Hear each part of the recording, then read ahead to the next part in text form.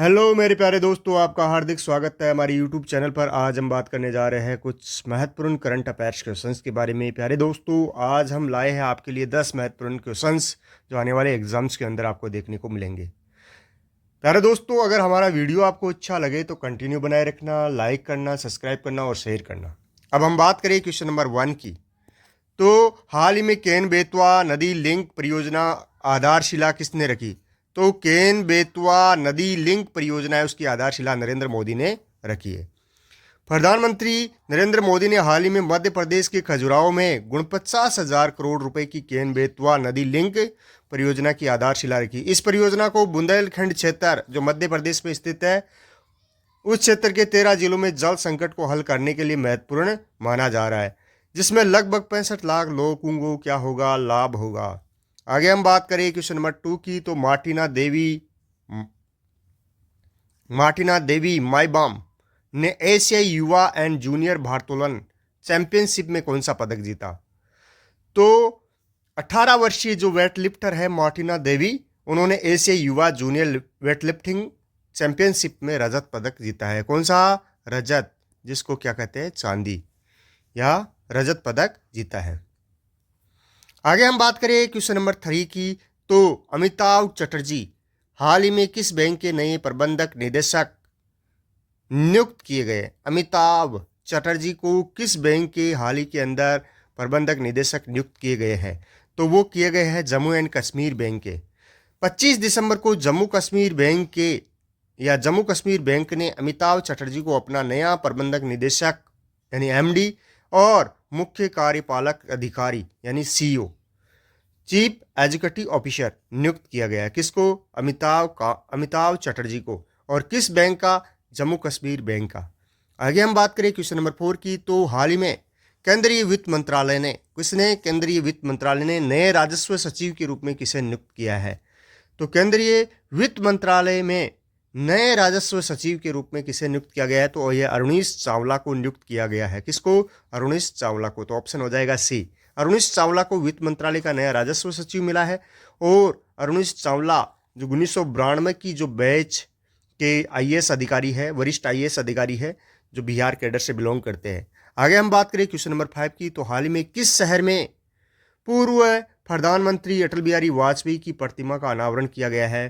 तो कौन से शहर में किया गया है? तो लखनऊ के अंदर यह प्रतिमा का अनावरण हुआ है, जो अटल बिहारी वाजपेयी जो पूर्व प्रधानमंत्री उनकी प्रतिमा है। सॉल्यूशन देखें तो रक्षा मंत्री राजनाथ सिंह और उत्तर प्रदेश के मुख्यमंत्री योगी आदित्यनाथ ने 25 दिसंबर 2024 को लखनऊ के कुड़िया घाट पर पूर्व प्रधानमंत्री अटल बिहारी वाजपेयी की प्रतिमा का अनावरण किया है। आगे हम बात करें क्वेश्चन नंबर 6 की। तो हाल ही में बोल्ड ईगल को आधिकारिक तौर पर किसने राष्ट्रीय पक्षी घोषित किया है? तो अमेरिका ने बोल्ड ईगल है, अमेरिका है, उसने जो बोल्ड ईगल है उसको अपना आधिकारिक तौर पर राष्ट्रीय पक्षी घोषित कर लिया है। भारत का राष्ट्रीय पक्षी क्या है? मोर है। अमेरिका में हाल ही में बोल्ड ईगल को नेशनल बर्ड का दर्जा दिया गया है, जो इसी के बाद से पूरे 240 से भी अधिक समय के बाद बोल्ड ईगल नेशनल बर्ड माना गया है। 240 वर्ष पहले बोल्ड ईगल को राष्ट्रीय पक्षी माना जाता था। जो मोहरें वगैरह होती थी, जो सील वगैरह होती थी, जो राजकार्य के लिए यूज में ली जाती थी, उन मोहरों के ऊपर बोल्ड ईगल का क्या होता था? मार्क होता था। जो पहले इस बर्ड को राष्ट्रीय प्रतीक माना जाता था, उसके बाद में उसको हटा दिया गया और अब उसको वापस राष्ट्रीय पक्षी माना गया है या दर्जा दिया गया है। किसके द्वारा? अमेरिका के राष्ट्रपति जो बाइडेन के द्वारा। आगे हम बात करें क्वेश्चन नंबर 7 की। तो केंद्र ने पूर्व प्रधानमंत्री अटल बिहारी वाजपेयी की 100वीं जयंती के अवसर पर सुशासन दिवस पर किस पहल शुरू की या कौन सी पहल शुरू की? तो विकसित पंचायत कर्मयोगी जो पहल है वो अटल बिहारी वाजपेयी की 100वीं जयंती के अवसर पर प्रारंभ की गई है, या सुशासन दिवस के ऊपर 25 दिसंबर 2024 को ये प्रारंभ की गई है। इसका सॉल्यूशन देखिए तो केंद्र ने पूर्व प्रधानमंत्री अटल बिहारी वाजपेयी की 100वीं जयंती के अवसर पर सुशासन दिवस पर विकसित पंचायत कर्मयोगी पहल शुरू की है। यह पहल व्यापक प्रशासन गांव की ओर अभियान का एक हिस्सा है और इसका उद्देश्य पंचायती राज संस्थाओं की क्षमता बढ़ाकर जमीनी स्तर पर शासन को मजबूत करना और क्षमतामूलक ग्रामीण विकास को बढ़ावा देना। और इसका फोकस है निर्वाचन प्रतिनिधियों और अधिकारियों को प्रभावी शासन और भागीदारीपूर्ण योजना के लिए उपकरणों से सुसज्जित करना। कार्यान्वयन कहाँ किया जाएगा? ओडिशा, असम, गुजरात, आंध्र प्रदेश पायलट प्रोजेक्ट के रूप में इसको शुरू किया जाएगा। आगे हम बात करें क्वेश्चन नंबर 8 की, तो दुनिया के सबसे सक्रिय ज्वालामुखियों में किलाउआ, जो किलाउआ ज्वालामुखी है वो दिसंबर 2024 को फिर से फटना शुरू हो गया, जिसका संबंध किससे है? तो हवाई द्वीप से। और हवाई द्वीप पर किसका अधिकार है? यूएस से, यानी अमेरिका का अधिकार है। यही एक अन्य जो ज्वालामुखी है मोनो लावा, ये मोनो लावा और किलाउआ ज्वालामुखी है, ये दोनों आसपास में है, हवाई द्वीप के ऊपर ही है, जो रिंग ऑफ फायर यानी अग्निवलय का ही भाग है।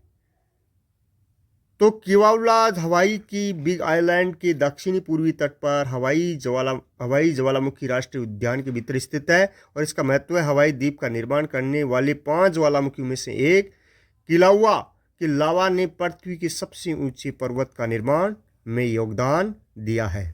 जो पृथ्वी का सबसे ऊंचा पर्वत है मोनाकी पर्वत, उसके निर्माण में योगदान दिया है। आगे हम बात करें क्वेश्चन नंबर 9 की, तो हाल में सूर्य के अब तक सबसे नज़दीक पहुंचने का रिकॉर्ड किसने बनाया? सूर्य के सबसे नज़दीक पहुंचने का अब तक किसने रिकॉर्ड बनाया है? तो सैटेलाइट पार्कर सोलर प्रोब ने। पार्कर सोलर प्रोब है, उसने ये रिकॉर्ड बनाया है। ऑप्शन नंबर ए हो जाएगा। अमेरिका की अंतरिक्ष एजेंसी जो नासा है, उसका स्क्रिप्ट का पार्कर सोलर प्रोब ने क्रिसमस की पूर्व संध्या पर इतिहास बनाया है। उसने सूरज के सबसे नज़दीक जाने का रिकॉर्ड बनाया है। आगे हम बात करें क्वेश्चन नंबर 10 की, तो हाल ही में चर्चा में रहा POEM-4 मिशन का संबंध किससे है? तो इसका संबंध है इसरो से। POEM-4 को अंतरिक्ष में बीज उगाने, कचरा पकड़ने, रोबोटिक हाथ और नए प्रोपल्सन सिस्टम को परीक्षण करने के रूप में उपयोग होगा इसका।